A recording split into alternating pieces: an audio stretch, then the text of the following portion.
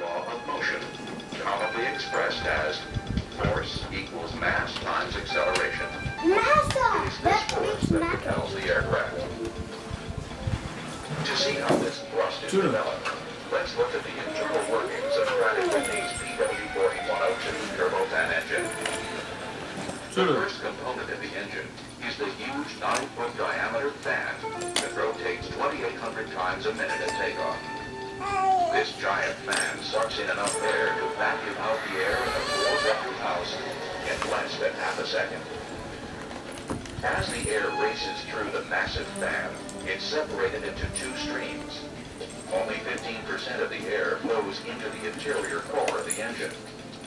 The remaining 85% of the air is ducted along the outside of the core and is forced through an ever-narrowing space, the fan duct, picking up speed along the way.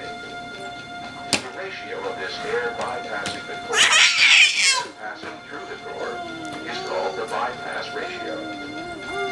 Because of its huge volume, the bypassed air only needs to accelerate a small amount in order to develop an enormous amount of thrust.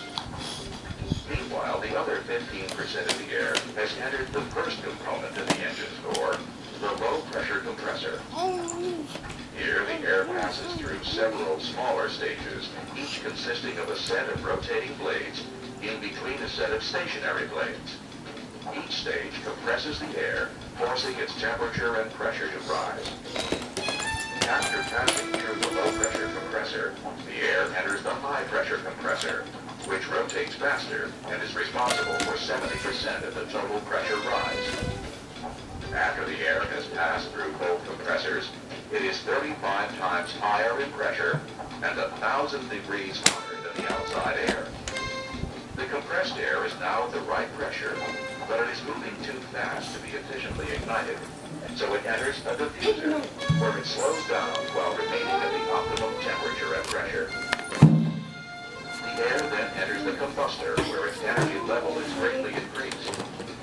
This is accomplished by adding fuel through a series of injectors and igniting it, further increasing the temperature of the mixture by 1,600 degrees. The higher the pressure of the air, the more energy will be added during combustion, and the more efficient this process becomes. This is why the compressors were used to increase the air's pressure. Now, the superheated and compressed air mixture is ready for the next phase. Blasting through the high-pressure turbine, the high-energy air spins the blades at over 10,000 revolutions per minute. These blades are connected to a shaft that runs through the center of the engine and drives the high-pressure compressor. In fact, the only purpose of the high-pressure turbine is to extract enough energy from the air to turn the high-pressure compressor. Together, these components make up the high spool. Next, the air passes through the larger low-pressure turbine. This has to extract enough energy from the air to power the low-pressure compressor on the engine core. These two components are connected via a second shaft, which actually passes through the center of the high spool. However, the second and more important job of the low-pressure turbine is to turn the large titanium fan blades up front.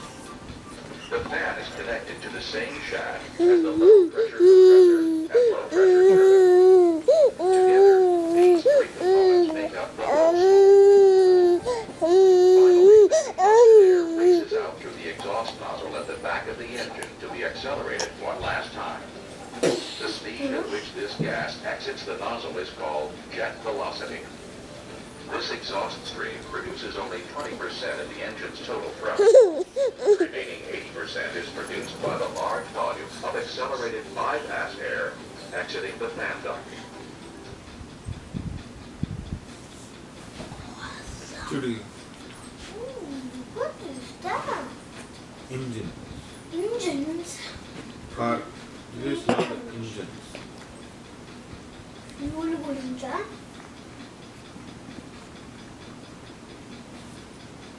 This is how the engines of the ingenuity.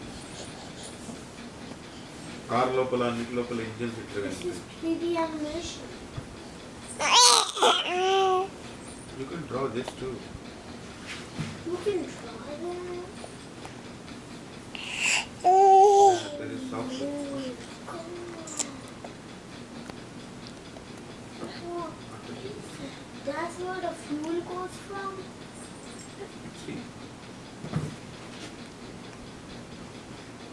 Oh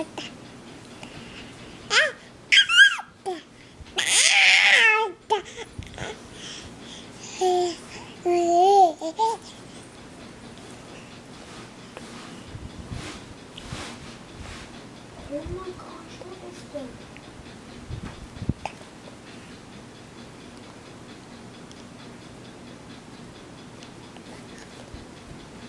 That's the clap for that.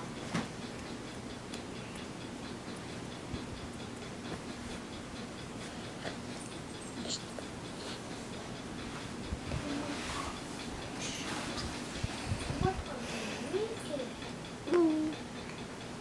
Awesome. That's where fuel comes from. Very high pressure.